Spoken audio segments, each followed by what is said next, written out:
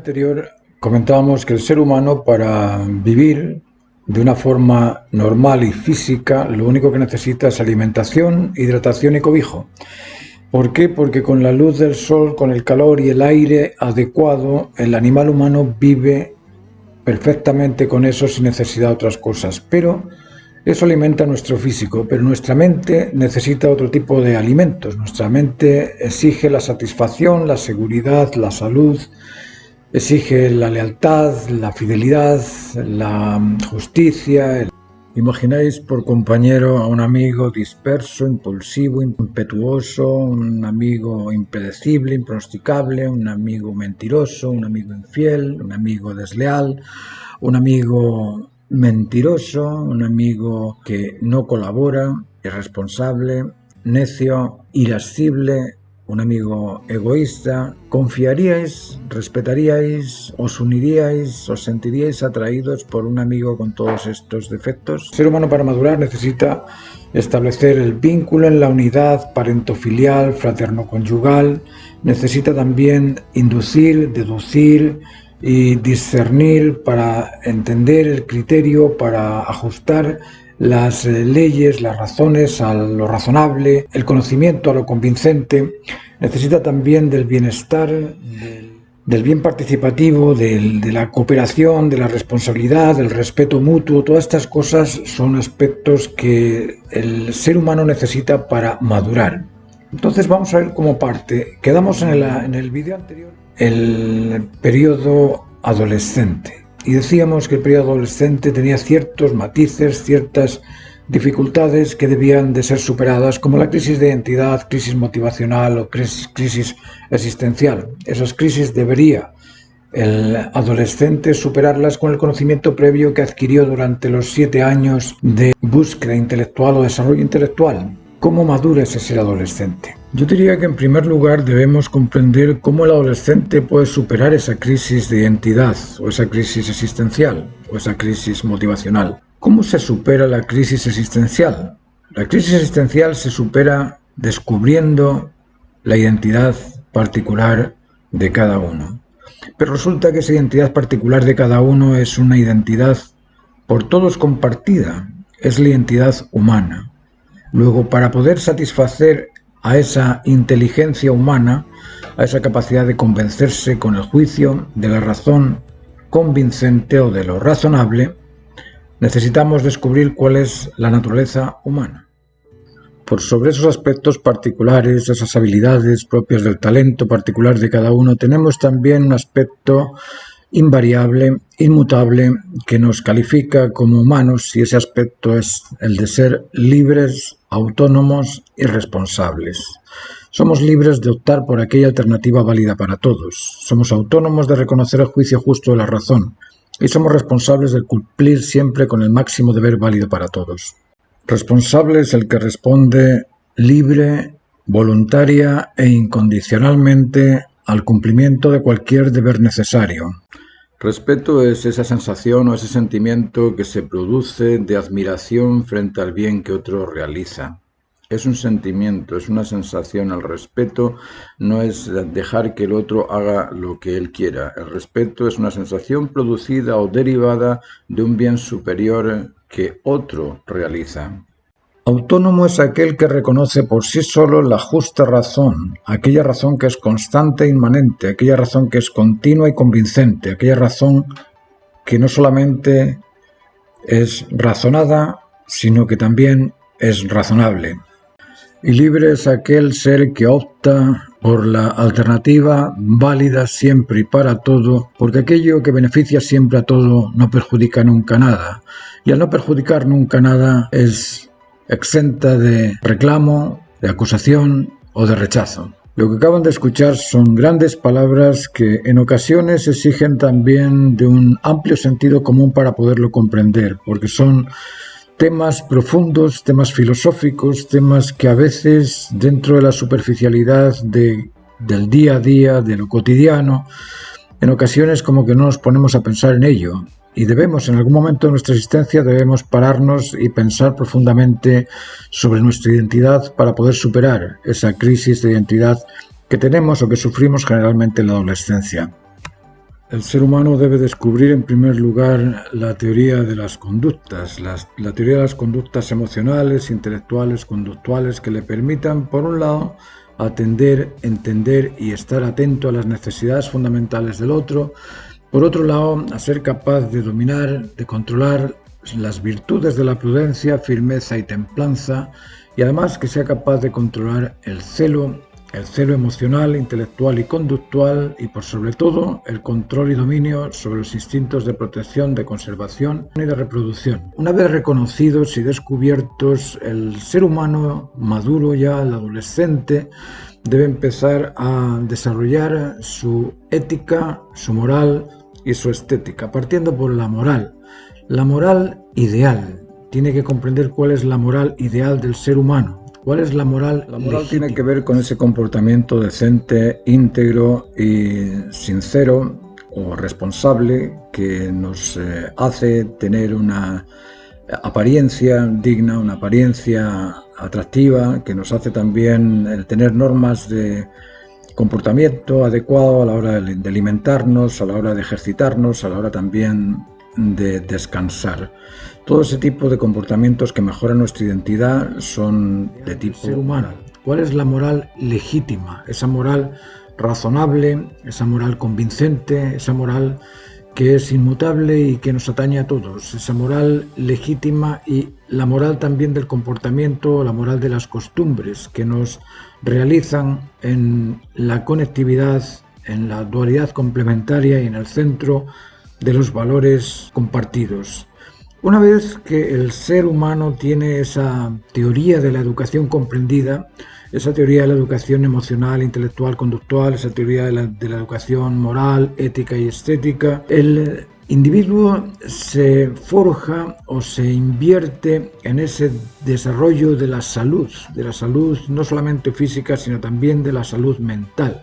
De esa salud emocional, intelectual y conductual, de esa salud en base al dominio de los instintos de protección, conservación y reproducción, de esa salud en cuanto al establecimiento de relaciones vinculares individuales, familiares, tribales, que le hacen o permiten madurar en la identidad y en la naturaleza humana.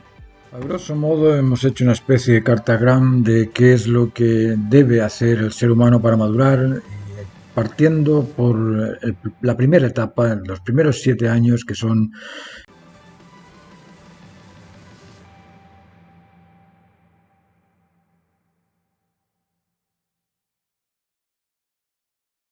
importantísimos para el desarrollo de la voluntad. Esa es la etapa de la motivación, de esa búsqueda de encontrar cosas por aquí, cosas por allá. Y en esa etapa las normas de comportamiento son las que deben prevalecer. Al niño hay que enseñarle a controlarse, a controlar su lenguaje, a controlar sus costumbres, a controlar sus hábitos. Después, en este sentido, el método de educación Montessori es un gran aporte a la educación del niño. La etapa es el momento ideal del control de los impulsos, sobre todo los impulsos en los juegos, del controlar al hiperactivo, de controlar al impulsivo, al que te interrumpe, al que no respeta turnos, al que le falta la atención, al disperso, al invasivo, al gritón, al irritable, al resentido. Todas esas cosas se controlan entre el 1 y 7 años. La misma victimización de la persona. Hay niños que se victimizan y que utilizan eso para poder manipular a los padres. Hay niños que lloran simplemente porque quieren ser el centro de atención, ese sentirse ofendido o irreflexivo o suscitable. Todas esas cosas son aspectos que el padre tiene la responsabilidad de poder guiar y educar para que se maduren en ellos las virtudes, y eso se logra entre 1 y 7 años. Después hay que restaurar todo aquello que no se ha creado en ese periodo. Después viene un periodo de 7 años de desarrollo intelectual donde pareciera ser que se despierta la conciencia por el saber, la conciencia por el preguntar. Papá, ¿de dónde venimos? Papá, ¿qué son las nubes? Papá, ¿qué son las hormigas? Papá, ¿de dónde? Papá, mamá. Esas preguntas al padre y a la madre exigen una respuesta lógica y razonable. Y siempre con la verdad, porque el niño no es un ser disminuido, es un ser persona desde que nace. Y por último, después de esas 2 etapas, de la primera etapa del desarrollo motivacional, de la segunda etapa del desarrollo intelectual, viene la tercera etapa del desarrollo sensible, el desarrollo emocional, de esa edad del pavo, de ese sitio, de ese momento donde el humano se plantea, bueno, ¿de dónde vengo? ¿Qué soy? ¿A dónde voy? Momentos surgen unos antes, en otros surge después, ese momento en el que encontramos al niño reconociéndose a sí mismo como diferente, como distinto, donde empiezan los reclamos, las acusaciones, los rechazos a los padres, los rechazos a los diferentes, a los distintos. En ese momento de adquirir su propia identidad es el momento del inicio de la adolescencia. Y ese es el momento en donde se pueden derrumbar esas ambiciones humanas, donde el ser humano se puede transformar tranquilamente en un artificio social. Ese artificio es el artificio del que se impone, del que no respeta, del que interrumpe, del que invade, del que es disperso, del hiperactivo, del irascible, del que se victimiza y del que culpa, castiga o reclama siempre al otro. Ese niño se transforma en un artificio social, padeciendo el resto de su vida esa crisis de identidad, esa crisis motivacional y esa crisis existencial. Durante estas tres etapas lo que busca ese espíritu de formación que nosotros tenemos dentro de nuestra conciencia es el vínculo filio-paternal, el vínculo filio-parental, el vínculo con el padre y con la madre. Eso es lo más importante durante ese periodo de desarrollo. Después de los 21 años en adelante, cuando tenemos pareja, con la pareja desarrollamos las virtudes. En esa relación complementaria de hombre y mujer existen muchas diferencias, luego tenemos que templarnos, existen muchas alternativas por las que hay que optar y tenemos que ser prudentes, y existen también cosas que debemos de cumplir responsablemente y nos hacemos firmes. Esos 21 años de convivencia, no solamente con la pareja, sino con los hijos, con los descendientes, transforman al humano adolescente en adulto en base a esa experiencia del desarrollo de las virtudes, del desarrollo de la firmeza, prudencia y templanza. Debemos comprender que las virtudes no operan por sí solas. Los instintos sí que operan por sí solos. El instinto de protección te va a decir cuidado, que hay algún peligro por ahí. Pero la prudencia no. La prudencia la debemos de educar. Nosotros tenemos que aprender a ser prudentes. La firmeza igual. La firmeza existe, pero somos nosotros. Es nuestra conciencia, es nuestro dominio sobre esa potestad el que nos hace ser firmes. Y lo mismo con el ser templado. El ser templado existe ahí, la templanza existe como virtud, pero el dominio de esa virtud lo tenemos que madurar nosotros, cada uno de nosotros. Los vínculos fraterno-conyugales y parentofiliales se desarrollan en esa etapa.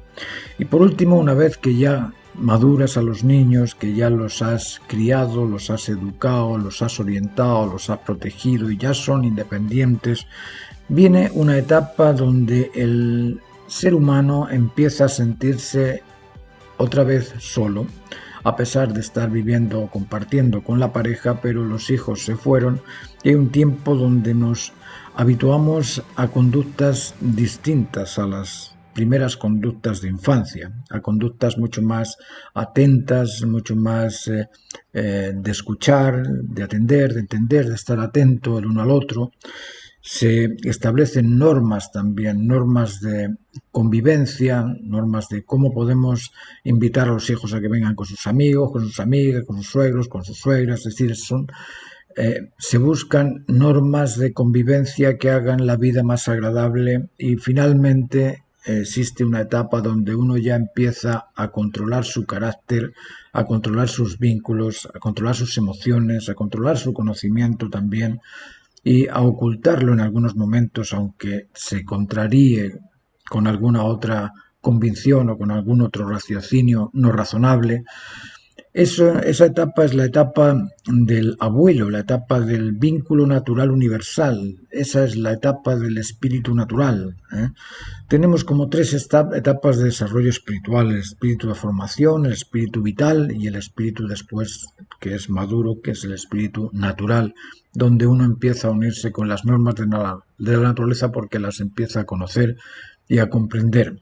Ese es un poquito el proceso de desarrollo de nuestra identidad humana. Ahora, Que hay normas en cada etapa, hay normas. Las primeras normas de comportamiento nos obligan a atender, entender y estar atentos a las mayores necesidades, a los mayores deseos, a los mayores deberes a cumplir.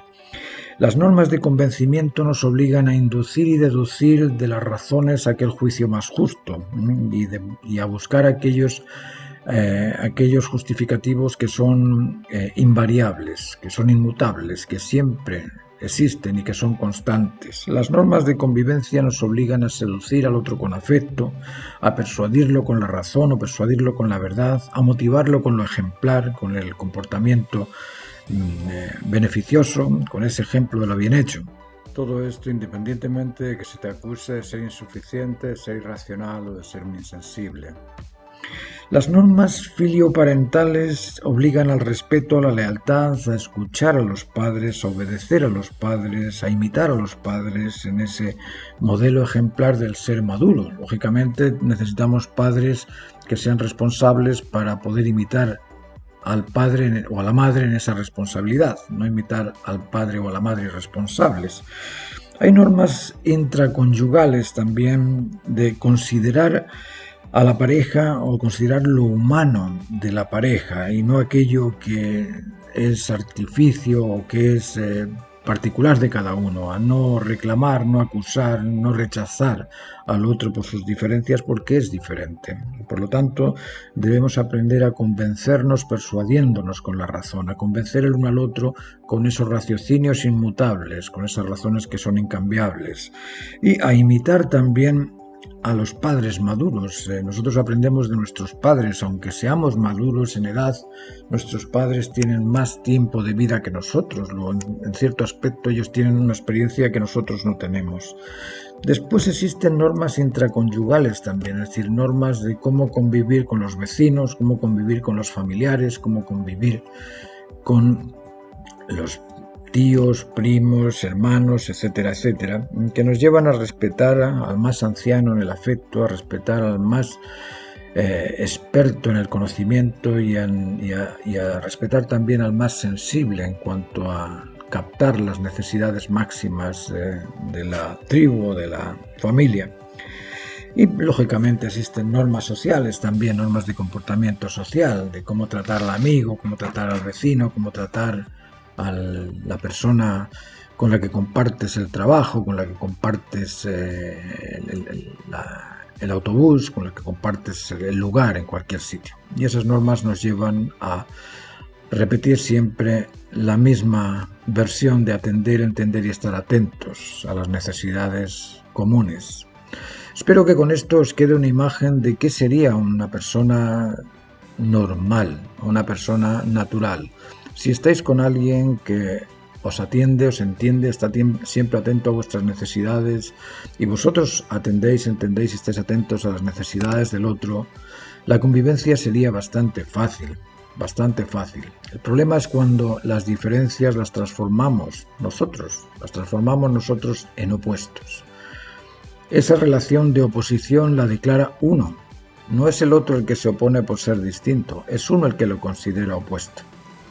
Porque cuando tu hijo te insulta, cuando tu hijo viene y te da una patada en las espinillas, no lo consideras opuesto, lo consideras simplemente equivocado, distinto, bueno, voy a corregirlo, voy a hablar con él, pero no rompes la relación con él. Eso es importante de aprender, que debemos de mirar a los otros con los ojos del experto, con los ojos del padre, con los ojos del genio, con los ojos del más sensible, del más sincero, del más colaborador. Y desde esa visión observar los errores sin acusarlos, sin rechazarlos, sin reclamarlos, porque nosotros somos responsables de ayudar a que eso se restaure. Muchas gracias. Espero que esta clase haya sido de vuestro interés. Si queréis continuar con el curso de 24 clases durante 3 meses, son 2 clases por semana de 45 minutos cada una en horario flexible. Buscamos la forma de acomodarnos. Nos dejas un WhatsApp en el siguiente teléfono que os dejo a continuación. Gracias y nos vemos en las clases.